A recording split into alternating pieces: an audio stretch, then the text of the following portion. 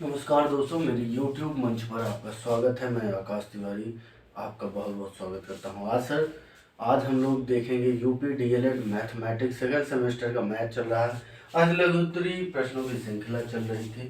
Question number 12 पर पहुंचे हम लोग।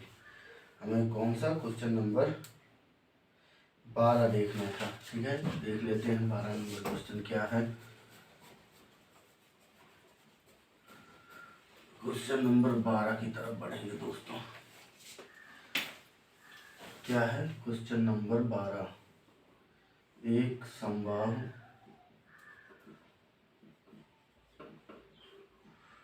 त्रिभुज परिमाप, समबाहु त्रिभुज का परिमाप 12 सेंटीमीटर दिया। ठीक है,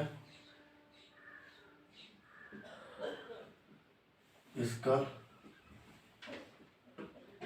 क्षेत्रफल ज्ञात करना है। क्या ज्ञात करना है दोस्तों? क्षेत्रफल ज्ञात कीजिए।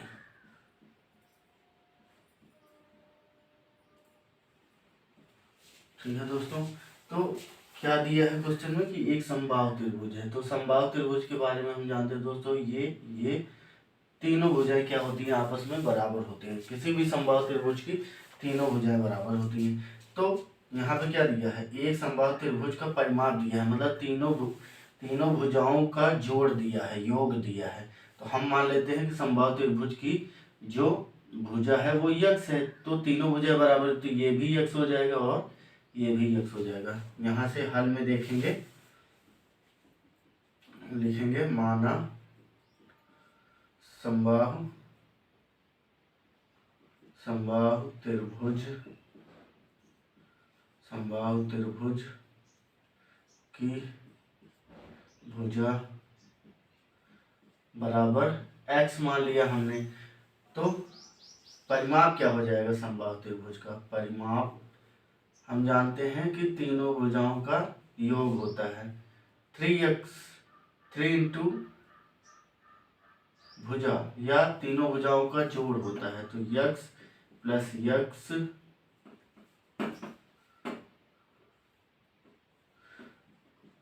प्लस यक्स, मतलब कि तीनों भुजाओं को जोड़ दो तो वही परिमाप होता है। तो यहाँ से क्या आ जाएगा? 3x।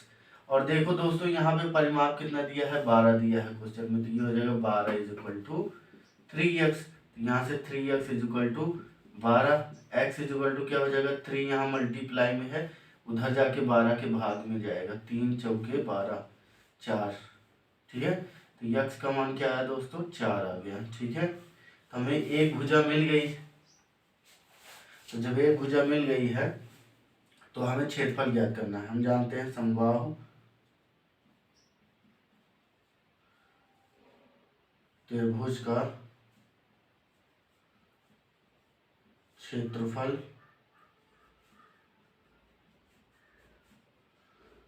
समबाहु त्रिभुज का क्षेत्रफल बराबर होता है करनी में 3/4 भुजा का वर्ग।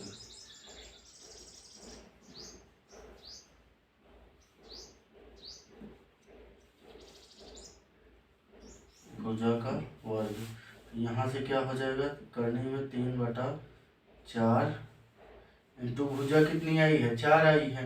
यहाँ हो जाएगा 4 का स्क्वायर। तो यहाँ से हम क्या देख सकते हैं दोस्तों? देखिए यहाँ भी नीचे भी 4 है।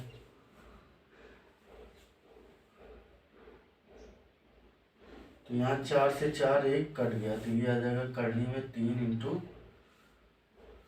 4। तो यहाँ से लिख सकते हैं 4 करनी में 3। ये हमारा क्षेत्रफल हो जाएगा।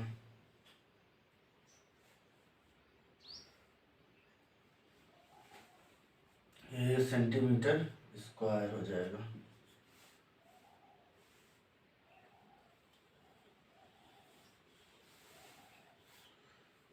इस प्रश्न का ये आंसर हो गया दोस्तों। आशा करते हैं यहाँ तक आपको समझ में आया होगा। नोट डाउन कर लीजिए।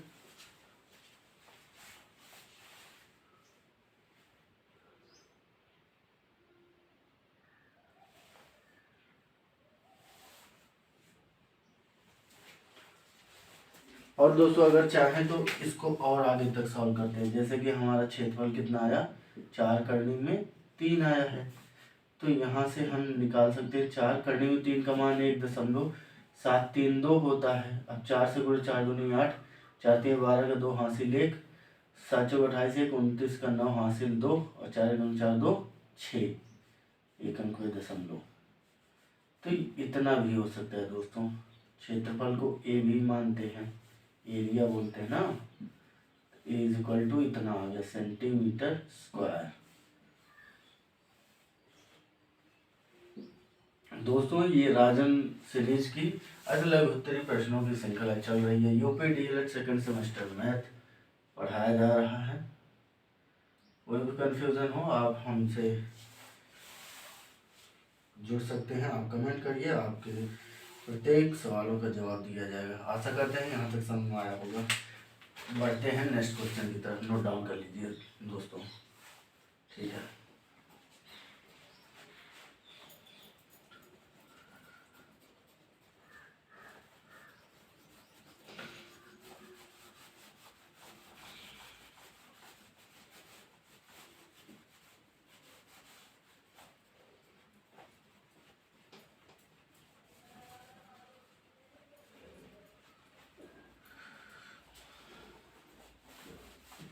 दोस्तों क्वेश्चन नंबर 13 है हमारे सामने। 13 नंबर क्वेश्चन है, 3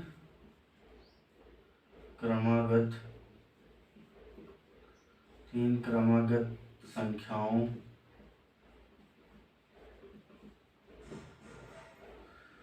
संख्याओं का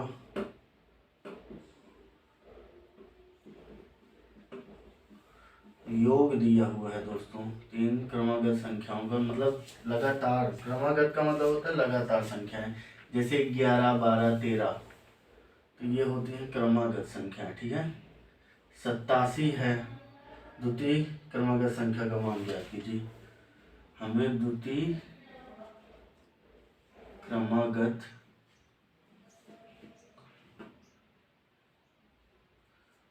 क्रमागत संख्या ज्ञात करना है, कीजिए। ठीक है दोस्तों, इसका हल देख लेते हैं। 3 क्रमागत संख्याएं मतलब लगातार संख्याएं।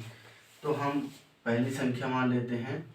जैसे देखो दोस्तों, जैसे 3 क्रमागत संख्या कैसे है, 1 2 3, ये क्रमागत है, लेकिन ये बना कैसे है। जैसे 1 है पहली संख्या, अब दूसरी संख्या में जब ज्ञात करना है, जैसे ये फर्स्ट संख्या थी 1 आ गया, अब सेकंड संख्या जैसे निकालना है सेकंड, तो वो कैसे निकलेगा, इस फर्स्ट वाले में जब 1 जोड़ देते हैं तो हमें 2 मिल जाता है। और थर्ड वाली संख्या कैसे मिलती है, जब हम इस सेकंड वाले में +1 कर देते हैं, सेकंड वाली संख्या में +1 कर देते हैं तो थर्ड मिल जाता है। 1 2 3 ये लगातार संख्या मिल गई। तो सेम ऐसे ही क्या होता है, माना पहली संख्या यक्स है तो दूसरी संख्या क्या होगी, अब पहली वाली संख्या में 1 जोड़ दो, यक्स +1, तो ये कितना हो जाएगा दोस्तों, ये इतना ही रहेगा। अब सेकंड वाली संख्या, जैसे हमें फर्स्ट संख्या यक्स माना था, सेकंड निकालना है, तो ये कोई संख्या वैसे तो नहीं है अंकों में कि इसमें अब 1 जोड़ देंगे तो 2 हो जाएगा, तो x में 1 जोड़ दिया तो x +1 हो जाएगा। अब अगर थर्ड वाली संख्या निकालनी है तो वो कैसे निकलेगा, इसके बाद वाली संख्या, इस वाली संख्या में ये वाली संख्या में 1 और जोड़ दो तो ये आ जाएगा x 1 + 1 = 2। तो ये 3 लगातार क्रमागत संख्याएं हैं दोस्तों। आशा करते हैं समझ में आया होगा, ठीक है। ये x +1 x +2 ये क्या होती हैं, क्रमागत संख्याएं होती हैं। ये 3 क्रमागत संख्याएं। अगली क्रमागत संख्या जैसे फोर्थ निकालना होता तो x +2 में ऊपर वाली संख्या में 1 और जोड़ देते तो ये क्या हो जाता, x +2 + 1 3। ऐसे ही मतलब लगातार बदलता रहेगा, x +3 x +4 x +5 ऐसे चलेगा, ठीक है सीरीज। चलिए समझते हैं, अब इसका हल देख लेते हैं। ये तो समझाने के लिए था दोस्तों, ठीक है। माना, यहां से लिखेंगे माना 3 क्रमागत संख्याएं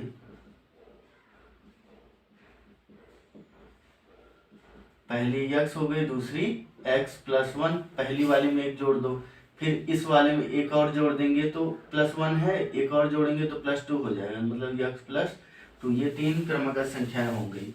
अब इनका योग हमें दिया हुआ है दोस्तों, योग कितना दिया है, योग हमें दिया है 87। अब इन तीनों संख्याओं को जोड़ना है, तो जोड़ेंगे तो क्या हो जाएगा, x फिर x+1 दूसरी संख्या प्लस x+2 तीसरी संख्या इज इक्वल टू 87 के बराबर है। तो देखो यहाँ x प्लस x 3x हो गया, 3 बार x है, फिर 1 और +2 मिलके 3 हो गया, इज इक्वल टू 87 दोस्तों। यहाँ से 3 दोनों में है, ठीक है। इसको चाहे तो कॉमन ले लें या फिर ये जो +3 है इसको इधर ले जाके माइनस कर दें।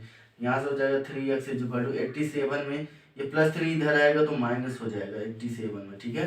तो यहाँ से 3x इज इक्वल टू आ जाएगा 84। तो यहाँ पे 3 क्या है, मल्टीप्लाई है, तो x इज इक्वल टू क्या हो जाएगा 84 डिवाइड बाई 3। तो 3 से काटेंगे 3 दूनी 6 और 2 बना 24, 8 3 24 28। तो x का मान कितना आ गया दोस्तों, 28 आ गया। ये पहली संख्या हो गई, ये क्या हो गई, पहली संख्या, ठीक है, पहली संख्या है ये। हमें ज्ञात कौन सी करनी थी, दूसरी संख्या, तो यहाँ से लिखेंगे दूसरी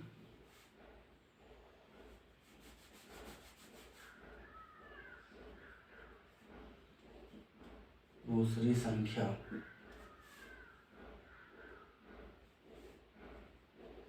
दूसरी संख्या क्या हो जाएगी दोस्तों बताओ, तो दूसरी संख्या हमारी क्या है, ये है दूसरी, ये फर्स्ट संख्या है, ये सेकंड है और ये थर्ड संख्या है, ठीक है। तीसरी संख्या, दूसरी संख्या, पहली संख्या, तो दूसरी ज्ञात करना था। क्वेश्चन में लिखा है ना कि द्वितीय क्रमागत संख्या ज्ञात कीजिए। तो x+1, x का मान कितना ऊपर आया, 28 आया है, तो यहाँ पे मान रख देंगे 28 + 1। तो ये हमारी दूसरी संख्या का आ गई 29, सेकंड नंबर। ये हमारा आंसर हो गया दोस्तों। आशा करते हैं यहाँ तक वीडियो समझ में आया होगा। अगर वीडियो आपको समझ में आ रहा है तो चैनल को सब्सक्राइब करें दोस्तों।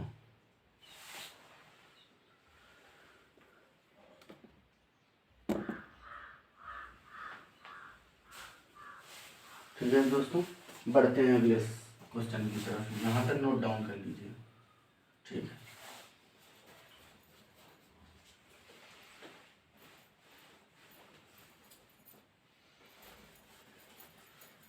दोस्तों हमारे द्वारा जो आपको मैथ पढ़ाया जा रहा है, अगर आपको समझ में आ रहा है तो अपने दोस्तों के साथ इस वीडियो को शेयर करें। चैनल पर यदि पहली बार आए हो तो चैनल को सब्सक्राइब करें। अपने मित्रों से भी चैनल को सब्सक्राइब करने के लिए वीडियो का लिंक ज़रूर भेजें और अपना सपोर्ट हमें इसी प्रकार बनाए रखें। हम आपके लिए ऐसे ही महत्वपूर्ण वीडियो लाते रहेंगे दोस्तों। चलिए क्वेश्चन नंबर 14 की तरफ चलते हैं। ये भी एग्ज़ाम 2018 में पूछा गया क्वेश्चन है, 2018 में, ठीक है। इससे पहले जो 2 क्वेश्चन थे वो भी एग्ज़ाम में पूछे गए थे, ये 2018-19 में। अब ये 18 में पूछा गया क्वेश्चन 14 नंबर क्वेश्चन है। एक क्या है दोस्तों, एक आयत है, एक आयत की लंबाई क्या है, आयत की लंबाई 10 सेंटीमीटर है तथा चौड़ाई 6 सेंटीमीटर है। आयत का परिमाप ज्ञात करना है, आयत का परिमाप, ठीक है दोस्तों, आयत का परिमाप ज्ञात कीजिए।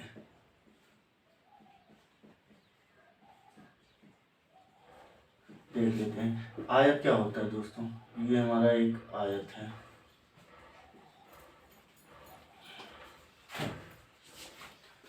आयत हमारा।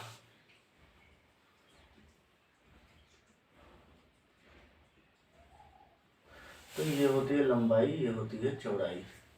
लंबाई और चौड़ाई हमें दिया है, लंबाई इतना है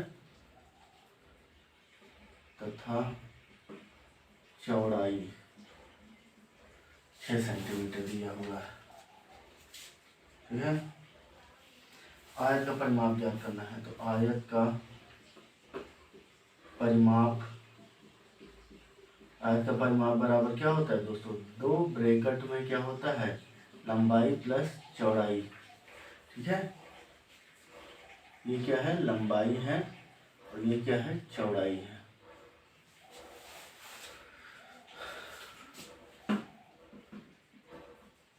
लंबाई और चौड़ाई। ठीक, लंबाई कितना दिया है, 10 सेंटीमीटर। चौड़ाई कितना दिया है, 6 सेंटीमीटर।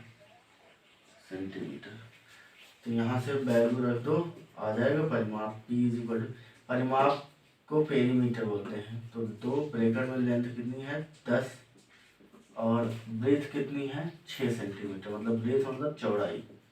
यहाँ से P इज इक्वल टू क्या हो जाएगा, 2, ये 10 6 16 हो जाएगा। P इज इक्वल टू कितना हो जाएगा, 32। यहाँ से सेंटीमीटर में आ जाएगा। ये हमारा इस प्रश्न का जवाब हो गया दोस्तों। नोट डाउन कर लीजिए, आशा करते हैं यहाँ तक समझ में आया होगा। क्वेश्चन नंबर 15 देखते हैं, नोट डाउन कर लीजिए। ठीक, आगे बढ़ते हैं।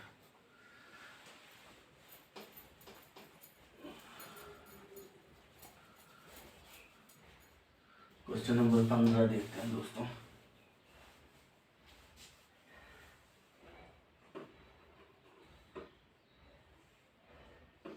एक बर्तन है,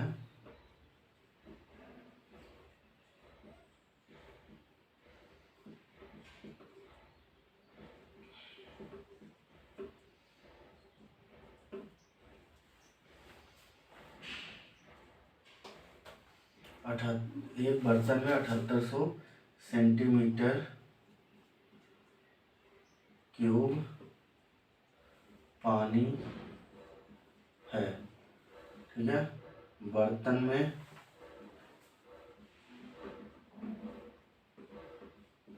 कितने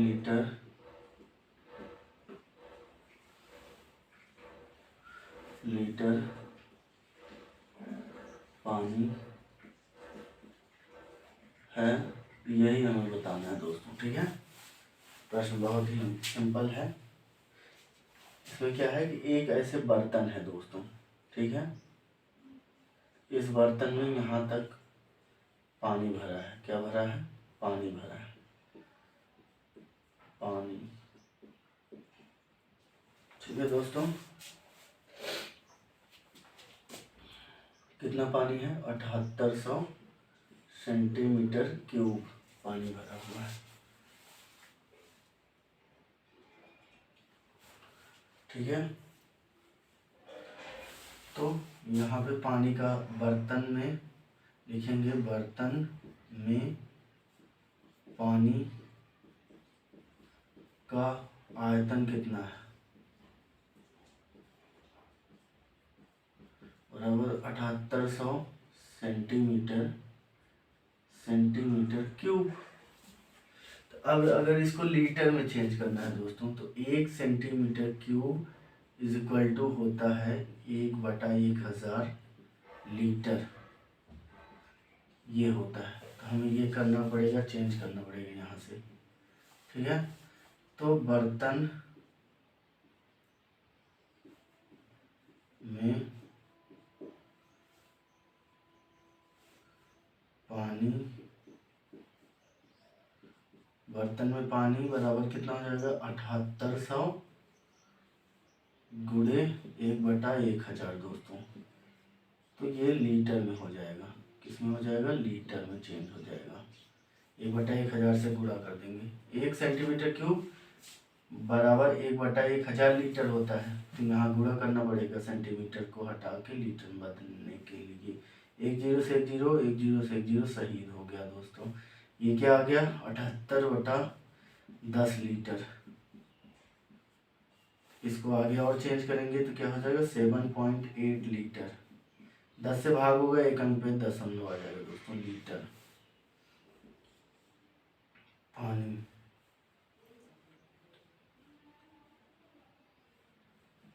देख सकते हैं बर्तन में पानी,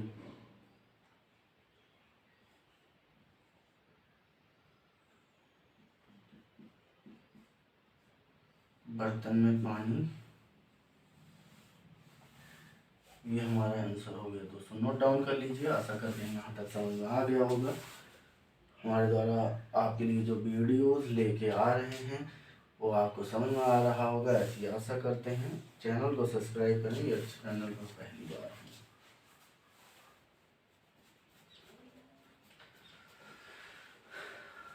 जितना हो सके दोस्तों चैनल को सब्सक्राइब करिए। जितना आप चैनल को सब्सक्राइब करेंगे उतना हमें मोटिवेशन प्राप्त होगा आपके लिए अच्छे से अच्छा वीडियो लाने के लिए। इसलिए आपसे बस एक रिक्वेस्ट निवेदन है, चैनल को जरूर सब्सक्राइब करें दोस्तों। चलिए क्वेश्चन नंबर 16 देख लेते हैं। 16 में क्या है, भाग की संक्रिया को हमें समझाना है। 16 नंबर,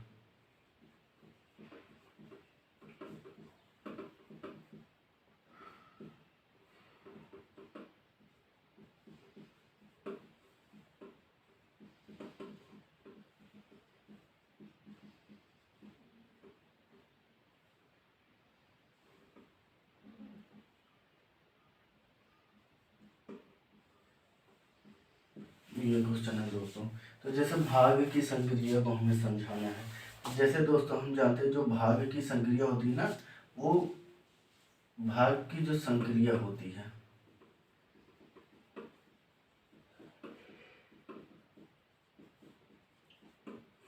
एक गुणा का प्रतिलोम होती है।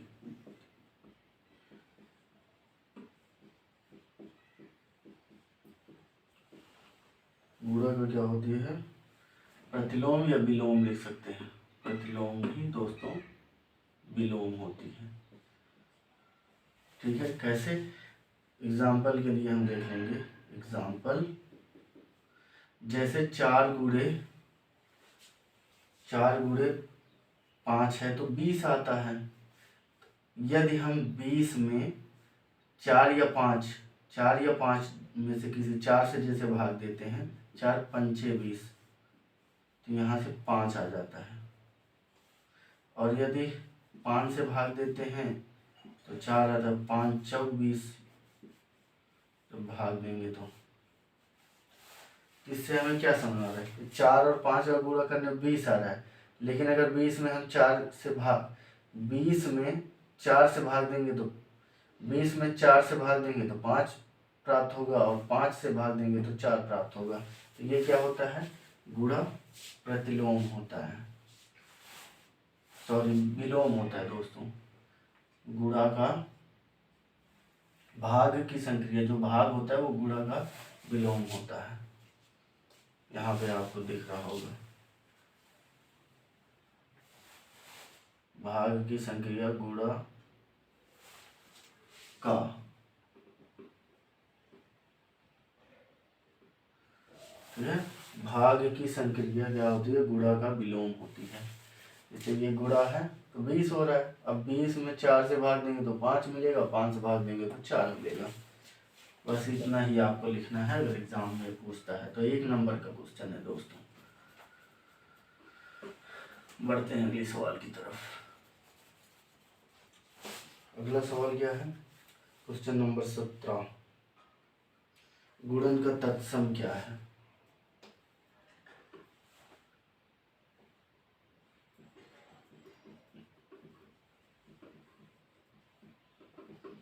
गुणा का तत्सम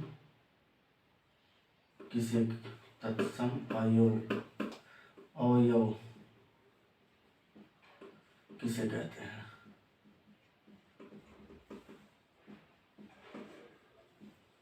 ठीक है दोस्तों, तो यहाँ पे देख लेते हैं। तो जो एक होता है दोस्तों, एक को गुणा का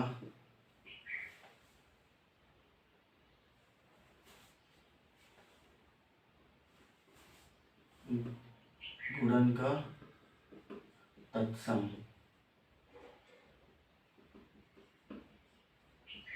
अवयव कहते हैं। उदाहरण के लिए एग्जाम्पल देख लेते हैं।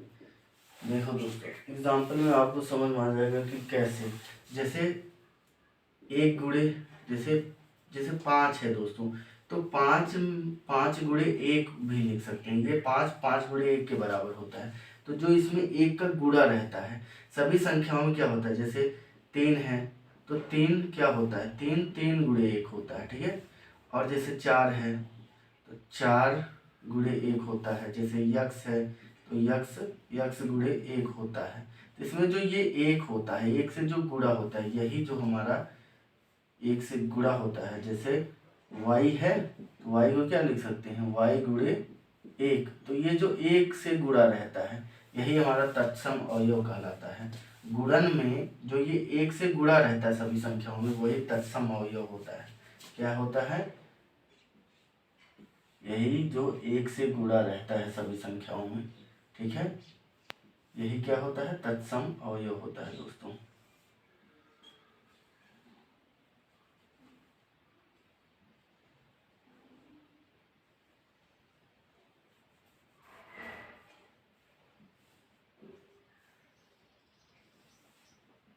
क्या है, ये सब तत्सम अवयव है। जो 1 से गुणा है वो तत्सम अवयव है, ठीक है।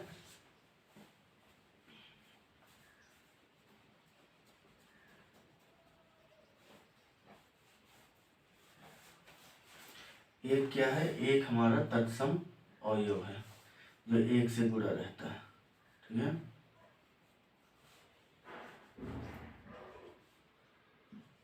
ठीक, आशा करते हैं यहाँ तक समझ में आया होगा। क्वेश्चन नंबर 18 देखेंगे, सहचर प्रागुण क्या है, इसको नोट डाउन कर लीजिए।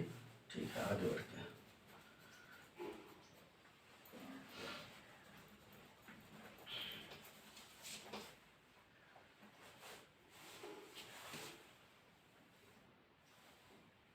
सहचर्य प्रगुण क्या है, ठीक है, देख लेते हैं क्या है। इसको हम आपको दोस्तों समझा देते हैं, ठीक है। जैसे जैसे 3 संख्याएं हैं, मान लीजिए a b c, ये 3 संख्याएं हैं दोस्तों, ठीक है।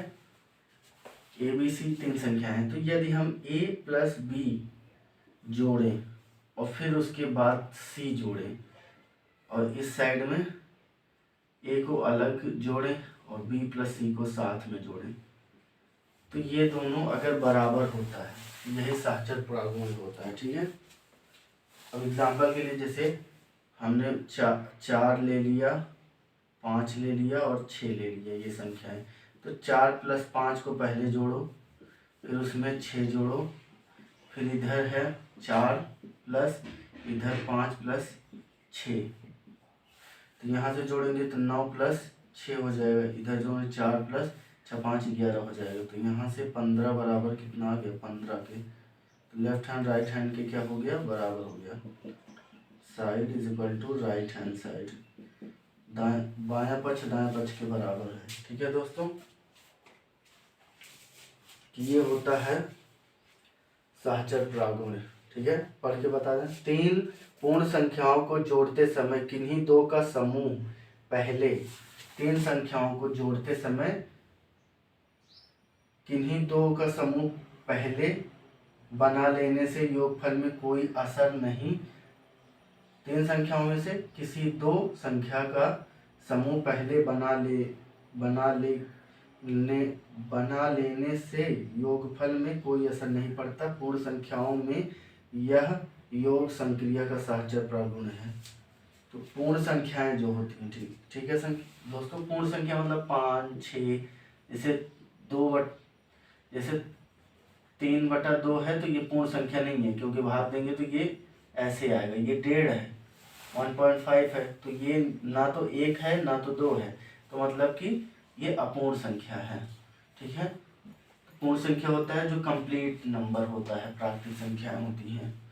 तो हमने क्या कहा, 3 संख्याओं में से यदि 2 का जोड़ा पहले बना लें और फिर उसका योग करें, और इधर 2 संख्याओं का जोड़ा पहले बना लो या बाद में बना लो, तो जोड़ने में क्या होता है, left hand right hand side में कोई अंतर नहीं होता है। यही क्या होता है, पूर्ण संख्याओं में इसे योग संक्रिया का सहचर प्रगुण कहते हैं। आगे बढ़ते हैं।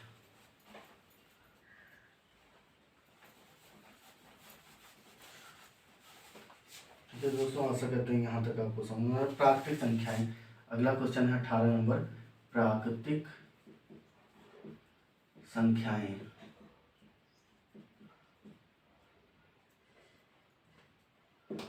प्राकृतिक संख्याएं क्या हैं?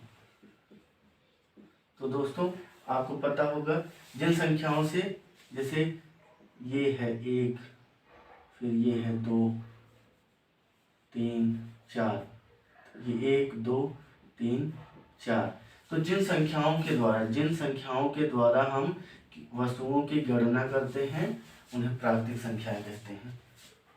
तो यहाँ से लिख देंगे प्राकृतिक संख्या बराबर हो जाएगा 1, 2, 3, 4 डॉट डॉट डॉट इनफाइनाइट तक प्राकृतिक संख्याएं हो सकती हैं। नोट डाउन कर लीजिए दोस्तों। जिन संख्याओं से हम क्या करते हैं, वस्तुओं की गणना करते हैं या वस्तुओं की संख्या का पता लगाते हैं कि यह कितनी संख्या है, उसी संख्या को प्राकृतिक संख्या कहते हैं। जिन संख्याओं से, जिन अंकों से क्या करते हैं, जिन अंकों से वस्तुओं की गणना की जाती है उन्हें प्राकृतिक संख्या कहते हैं। गिनने के लिए प्रयुक्त होने वाली संख्याएं प्राकृतिक संख्याएं कहलाती हैं। गणना करने के लिए जो अंकों का यूज किया जाए उन्हें प्राकृतिक संख्या कहते हैं। ठीक है दोस्त, आगे बढ़ते हैं अगले क्वेश्चन की तरफ। क्वेश्चन नंबर 19 है।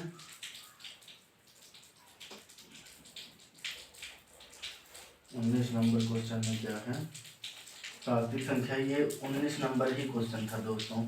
अब हम 20 नंबर क्वेश्चन देखेंगे। इसके पहले वाला 19 नंबर क्वेश्चन था। सबसे छोटी प्राकृतिक संख्या,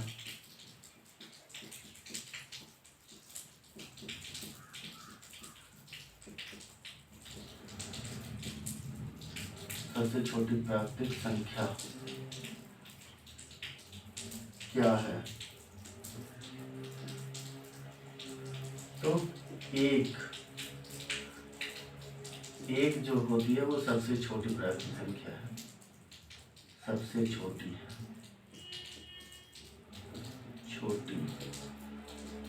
प्राकृतिक संख्या है। ठीक है दोस्तों, अगला क्वेश्चन नंबर 21 क्या है, पूर्णांक क्या है?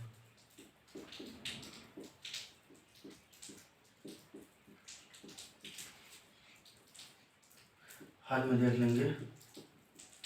सभी पूर्ण संख्याएं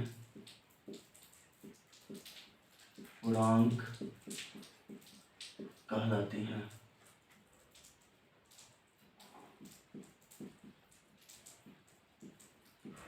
ठीक है दोस्तों, तो सभी पूर्णांक संख्याएं, जैसे धनात्मक संख्याएं हैं पूर्णांक, जैसे 1, 2, जैसे आई पॉजिटिव का मतलब है धनात्मक पूर्णांक, 1, 2, 3, 4 dot dot dot dot dot plus positive, यहाँ से माइनस,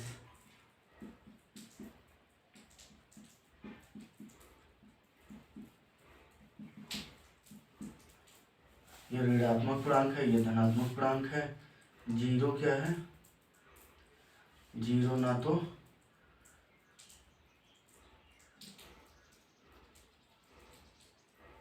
जीरो जो होता है ना तो धनात्मक है ना तो ऋणात्मक।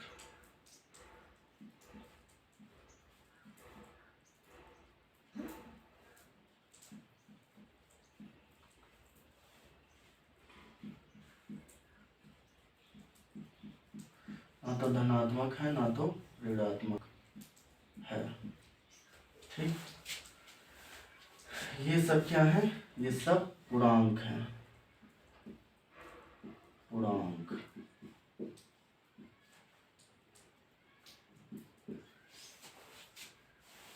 प्लस लगा है तो धनात्मक पूर्णांक, ये माइनस लगा है तो ऋणात्मक पूर्णांक।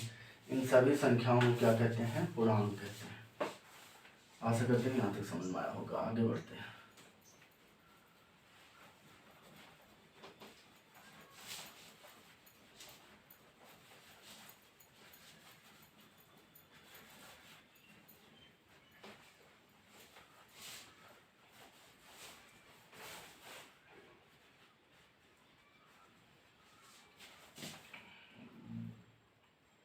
बाईस नंबर क्वेश्चन और क्वेश्चन नंबर 23 में दोस्तों यही लिखा हुआ है कि धन पूर्णांक किसे कहते हैं, ऋण पूर्णांक किसे कहते हैं। धन पूर्णांक, आई पॉजिटिव को धन पूर्णांक कहते हैं। और इसमें क्या हमने लिखा था, 1 2 3 dot dot dot dot plus, ये हमारा धनात्मक पूर्णांक है दोस्तों। ऋणात्मक पूर्णांक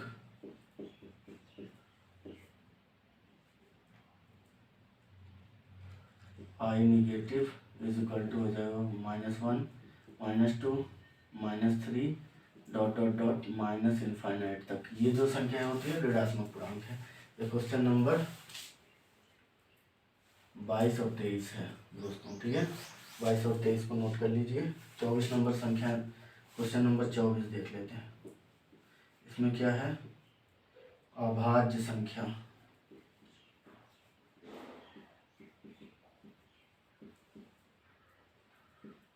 ठीक है, अभाज्य संख्या पूछा है, क्या होता है। तो दोस्तों ऐसी संख्या जो, यहां से लिख सकते हैं कि ऐसी संख्या जो एक से व स्वयं के अतिरिक्त किसी अन्य संख्या से विभाजित नहीं होती,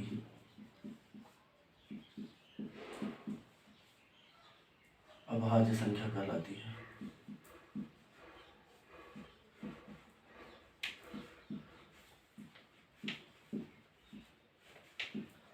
अभाज्य संख्या कहलाती है दोस्तों। ठीक है, अभाज्य संख्या कहलाती है। जैसे 2 है, तो अब ये जो 2 है दोस्तों, 2 से ही डिवाइड हो सकता है। 2 का नम 2, 1 आ गया भाग देने पे। या फिर ये जो 2 है, इस 2 को 1 से भाग दे सकते हैं। 2 का नम 2, 2 आ गया। ठीक है दोस्तों, तो ऐसी संख्या जो केवल 1 से या स्वयं से विभाजित होती हैं, वो हमारी क्या होती हैं, अभाज्य संख्याएं होती हैं। वो अभाज्य संख्याएं होती हैं। ठीक है, अब भाज्य संख्याएं देख लेते हैं। तो भाज्य संख्या इसका उल्टा होती है दोस्तों। यहाँ पे क्वेश्चन नंबर 25 देख लेते हैं। क्वेश्चन नंबर 25 में क्या है, भाज्य संख्या क्या है। तो भाज्य संख्या क्या होती है, ऐसी संख्या जो 1 से स्वयं से, इसमें थोड़ा सा चेंज करना पड़ेगा। ऐसी संख्या जो 1 से स्वयं से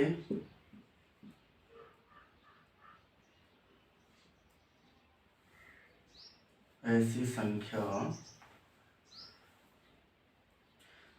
1 से वह स्वयं के अतिरिक्त किसी अन्य संख्या से भी विभाजित होती है। ऐसी संख्या जो 1 से स्वयं वह स्वयं के अतिरिक्त किसी अन्य संख्या से विभाजित होती है, भाज्य संख्या कहलाती है दोस्तों। जैसे एग्जाम्पल इसका बदल जाएगा तो क्या हो जाएगा, जैसे हमारा 4 है, 6 है, 8 है। अब 4 को अगर हम भाग दें तो 4 4 से कट जाएगा, 1 आ जाएगा, स्वयं से विभाजित हो गया। दूसरा 4 को 2 से विभाजित कर सकते हैं, 2 दूनी 4, 2 आ गया। फिर अब 4 को 1 से भी भाग दे सकते हैं,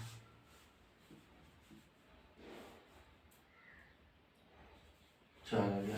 तो देख लीजिए ये 3 मतलब कि 4 1 से तो कट ही रहा है, देखो 1 से भाग जा रहा है और स्वयं से 4 को 4 से भाग दे रहे हैं, और किसी अन्य संख्या जैसे 2 अन्य संख्या उससे भी विभाजित हो रहा है। तो भाज्य संख्या क्या होती है, ऐसी संख्या जो 1 से, स्वयं से तथा किसी अन्य संख्या से भी अगर विभाजित हो रही है तो वो होती है हमारी भाज्य संख्या। जैसे 9 है तो 9 9 से भी भाग जाएगा, 9 3 से भी भाग जाएगा, और 9 1 से भी भाग जाएगा। तो जो संख्याएं 1 से, स्वयं से व किसी अन्य संख्या से भी विभाजित होती हैं वही भाज्य संख्याएं कहलाती हैं। नोट डाउन कर लीजिए दोस्तों। आशा करते हैं यहाँ तक वीडियो आपको समझ में आया होगा। यदि आप हमारे चैनल पर पहली बार हैं तो प्लीज़ हमारे चैनल को सब्सक्राइब करें। यहाँ पर UP DElEd second semester math की अति लघु उत्तरी प्रश्नों की श्रृंखला चल रही है। क्वेश्चन नंबर 25 तक पहुँचे हैं। एक ही क्वेश्चन का वीडियो आपको दोस्तों प्राप्त होगा। प्लीज़ हमारे चैनल को सब्सक्राइब करें, ज़्यादा से ज़्यादा चैनल को लाइक, शेयर और सब्सक्राइब करें। धन्यवाद यहाँ तक वीडियो में बने रहने के लिए। वीडियो को पूरा देखने के लिए आपका बहुत बहुत धन्यवाद। जय हिंद, वंदे मातरम दोस्तों।